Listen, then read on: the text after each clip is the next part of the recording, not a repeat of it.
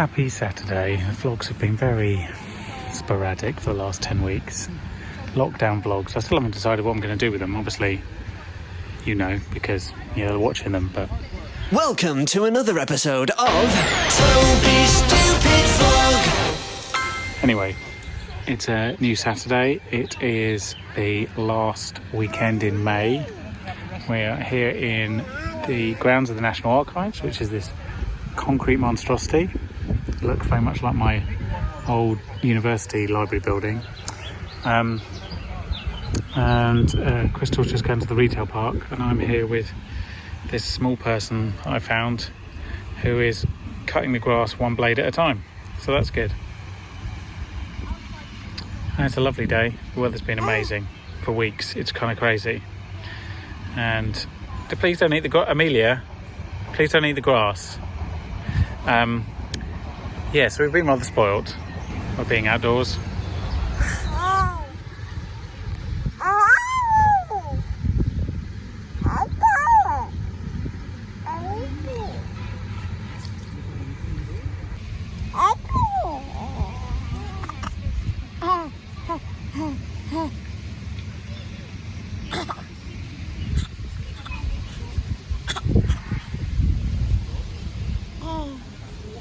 What exactly are you doing to Mummy?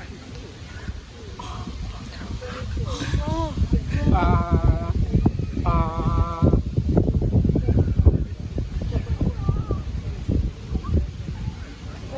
you chicken? Mummy's got tea.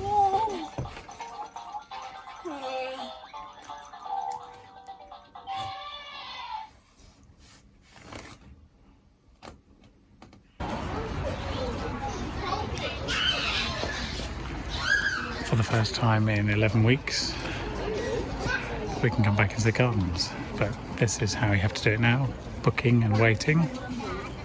And less people, but still very happy to be back.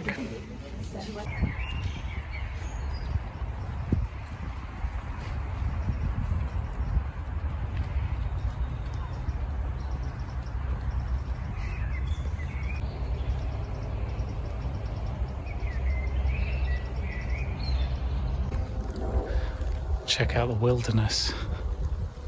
They did say when they reopened that they hadn't got the gardens to a place that they would want them, but to be honest, I kind of like the wildiness. It's kind of, I don't think I've ever seen some parts of Kew like this.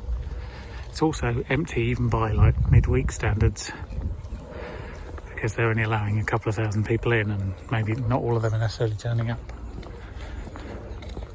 But it's very nice to be back. It's been 11 weeks and 1 day since we're in here last, and by my very rough calculations, that's the longest I've gone without being in Kew Gardens since some point in early mid 2009. So it's an 11-year run.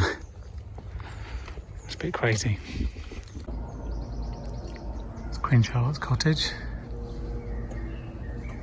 It is very quiet down here, apart from the sound of some birds in the wood over there. Some bees on the rhododendrons over here. A small person drinking some milk over here.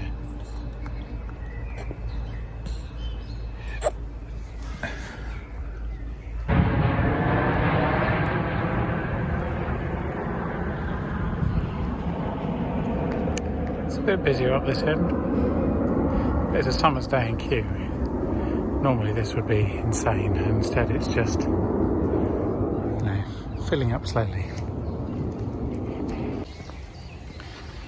We've had our little picnic in the grounds of Cambridge Cottage, and now we're slowly meandering back. Just saying how weird it is to be on this side of the gates, having looked through the gates so many times over the last 3 months.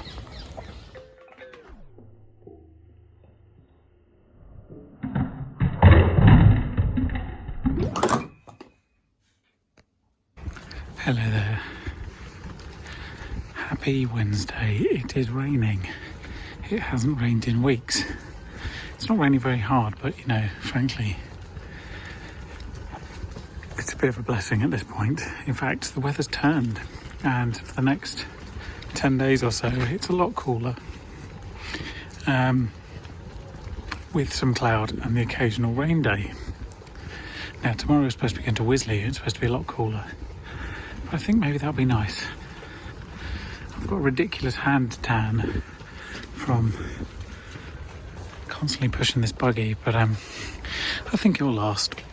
I think because I tend to talk about topical issues and I'm sick of talking about the failings of our government and in regards both Brexit and coronavirus, I think I'll turn my attentions to the failings of another government, the most pronounced of which right now is in the United States, where the Black Lives Matter protests are continuing.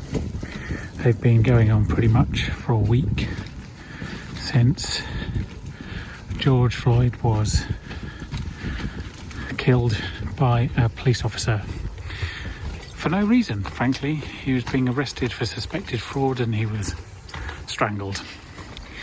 Now, I'm not going to get into the weeds on this. To me, this is a reasonably simple issue. America has long, like many countries, long since had a problem with race and has been sort of bubbling under for years. And the only thing that's surprising about these protests is that it's taken this long for people to find their voice in unison on this kind of scale, and in quite an organised and pretty much on the whole peaceful manner. It has been remarkable how the movement has been underpinned with simple protest and the government has been underpinned with violence and agitation. I wish everybody involved with the movement my unconditional support, and I'm still ascertaining what I can do to be more helpful.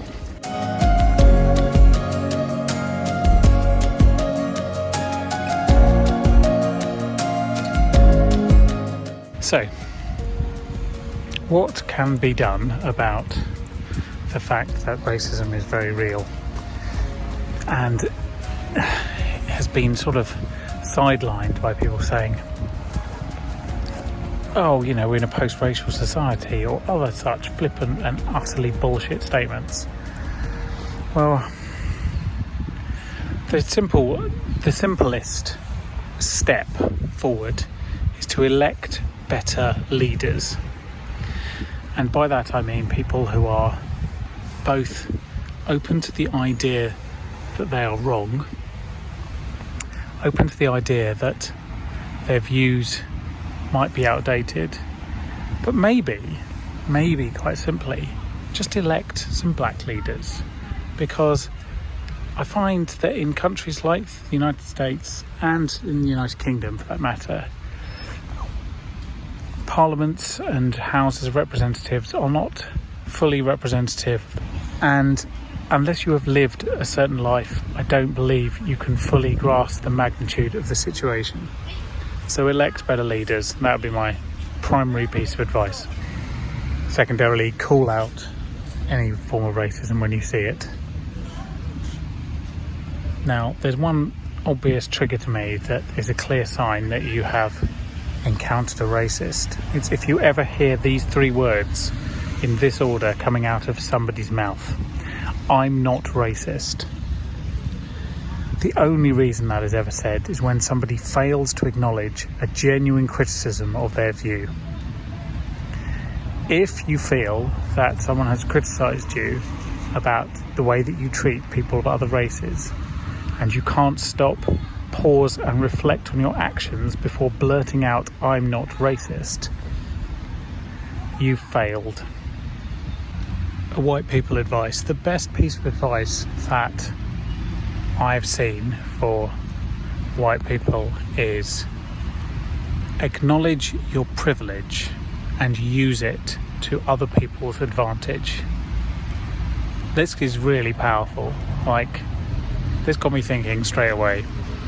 So I've always been reasonably open about acknowledging my privilege. I think I even recognised it in my wedding speech. Well, I don't think I've been particularly good at using it for other people's benefit. So that is what I will now concentrate on. I would really like to believe that we've reached a significant turning point in the history of how the West in particular treats its black citizens. And I don't mean, that something magical will come of this and it'll all be solved and racism will be over in a year's time. That's absolutely not what I believe. What I mean is that we can start moving more quickly and more positively in the right direction. There are always going to be people that will not be convinced. There will always be a minority of people who are actively racist. The kind of people in the United States that think it's okay to kill someone because of the colour of their skin. The only way to win this battle long term is to educate constantly and slowly change society so that those views are abhorrent, so that parents do not pass them to their children.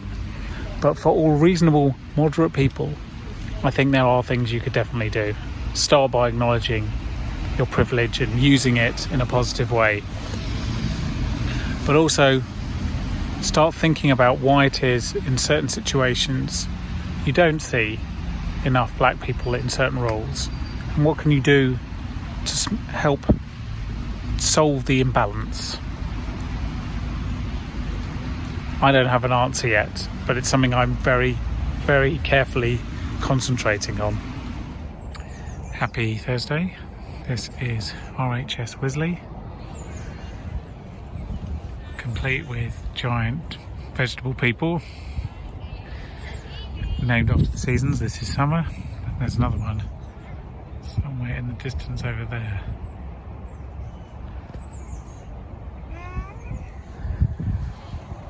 Someone's had a nice nap, just woken up, trying to get our bearings. This is spring, who I think we saw in the background previously. We've just been for a walk around the orchard and the glass house, which is closed. We found the other two. We found winter, and we've just seen autumn. But yes, spring is looking magnificent.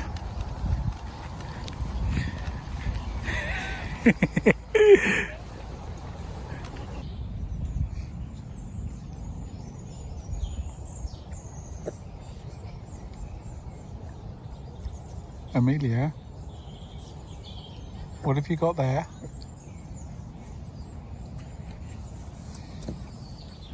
Hello, happy Friday. It's the end of the week. Yesterday in Wisley was lovely. We're going back, in fact, in about a month's time with my parents, who I got Wisley membership for my mum's birthday, I think. So that's our permitted meet-up for the month. Today we are back in Richmond Park for the very first time in a very long time. There's a sleepy person here who doesn't seem that impressed, but I'm quite impressed because it's not super busy. There's been a few rainstorms which has washed a lot of people away, but mostly people are obeying the rules, and there's not too many people, so it's not that difficult. It's a very nice day. Now that that's what weather we've got now. That is the weather we had, which was interesting. Very, very windy and wet. It's a Friday. Word of the week is coming. The word of the week this week, I think, I haven't really touched on it in the last couple of days. I did make my whole big rant at the start of the week. This is the moment for the Black Lives Matter movement. I really hope that it cuts through and it changes politics, because if you don't change politics, then you won't change the required legislation, and you won't force the people that don't really want to change to be better people. So I really hope that that's the end result. But it is changing attitudes as well for individuals. I fear that it's probably not changing the attitudes of the individuals you really need to change yet. Anyway, Black Lives Matter. Very, very in the news right now and probably one of the most important social movements that I can remember in recent times. So I think the word of the week should be the word black. How do you say black in different languages? So, first of all, in German, black is schwarz. Schwarz. As black in German. You might have come across this word before, but it is important. And in Italian, black is nero. Nero. So that is black in German and Italian. That was this week's word of the week. But it's not just the word of the week. In many ways, it's the word of the millennium. And I feel it's important that we reflect that this could be, hopefully will be, a turning point. So that's it. Thanks for watching this week. I hope you'll join me in the future as we continue to navigate fallout of this ongoing pandemic. So you seem to think the pandemic's over. It really isn't, and there's still no cure, so it's very much not over. So hope you join me next week, but for now, thank you for watching and I'll see you then. Say bye, Amelia. Bye.